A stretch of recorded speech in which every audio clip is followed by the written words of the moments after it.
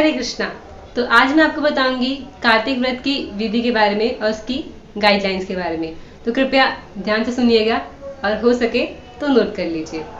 तो सबसे पहले आपको क्या करना है, आपको संकल्प लेना है। भगवान के सामने खड़े होके हाथ में जल लेके संकल्प करना है, भगवान से प्रार्थना करनी है, वादा करना है कि हे भगवान, मैं आपकी प्रसन्नता के लिए इस कार्तिक मास में जो है इसका पालन करने जा रही हूँ। तो कृपया जो है आप मुझे अपना आशीर्वाद दीजिए। और ये बोलते हुए जो है हमें इस मंत्र का उच्चारण करना है।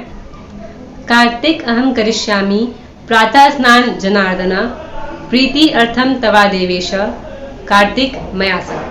श्रीला सनातन गोस्वामी ने श्री हरि भक्ति विलास में 5 चीजें बताई हैं जिसका पालन हमें कार्तिक मास में करना चाहिए। तो कौन कौन सी है?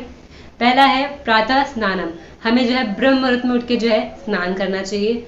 दूसरा है हरि जागरण, हमें जो है रात भर जो है भगवान के नामों का कीर्तन करना चाहिए। सुबह उठ के जो है हमें जो है मंगल आरती करनी चाहिए और दिन में जितना ज्यादा से ज्यादा हो सके हमें भगवान के नामों का कीर्तन करना चाहिए, जप करना चाहिए और उनमें जो है अपने मन को लगाना चाहिए। और तीसरा है तुलसी सेवनम, हमें तुलसी महारानी की पूजा करनी चाहिए, उनको जल देना चाहिए तथा उनकी परिक्रमा करना चाहिए। क्यों? क्योंकि वो कृष्ण की प्रिय है। और चौथा है दीप दानम, हमें जो है भगवान यशोदा दामोदर को, श्री राधा कृष्ण को जो है दीप अर्पण करना चाहिए। और 5वां है उद्यानम, कि हमें जो है व्रत को सही तरीके से खोलना चाहिए। तो ये है वो 5 तरह की विधियां जिसका हमें इस कार्तिक मास में पालन करना है। इसके साथ साथ ही सनातन गोस्वामी ने बताया है कि हमें जो है कम से कम खाना चाहिए और कम से कम जो है सोना चाहिए। हमें कुछ ना कुछ जो है त्यागना चाहिए, चाहे थोड़ी सी नींद, चाहे थोड़ा सा खाना। और हो सके तो जो चीज हमें बहुत ज्यादा प्रिय है, हमें जो है भगवान की प्रसन्नता के लिए, भगवान कृष्ण की प्रसन्नता के लिए उसको जो है त्यागना चाहिए, या इस महीने में उसको जो है प्रयोग ना करें, ताकि हम ज्यादा से ज्यादा अपने शरीर तथा अपने मन को जो है भगवान की भक्ति और भजन में लगा सकें। एक और बात कि कई बार लोग सोचते हैं कि व्रत का मतलब होता है कि ये नहीं खाना, वो नहीं करना, बट कार्तिक में जो है खाने की किसी प्रकार की मनाही नहीं है।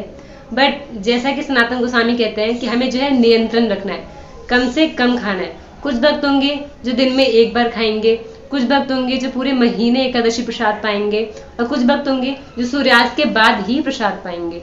तो इस प्रकार जो है हम अपने शरीर के हिसाब से जो है तपस्या करनी है, ताकि हम भक्ति में जो है जल्दी से जो है प्रगति कर सकें। तो जैसा कि आप सब लोग जानते हैं कि इस कार्तिक मास में जो हम जितना ज्यादा से ज्यादा तपस्या करते हैं वो हमें जो है 1000 गुना बढ़ के मिलता है।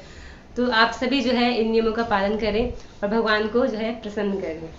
तो आप सभी को मेरी तरफ से कार्तिक मास की हार्दिक शुभकामनाएं। हरे कृष्णा।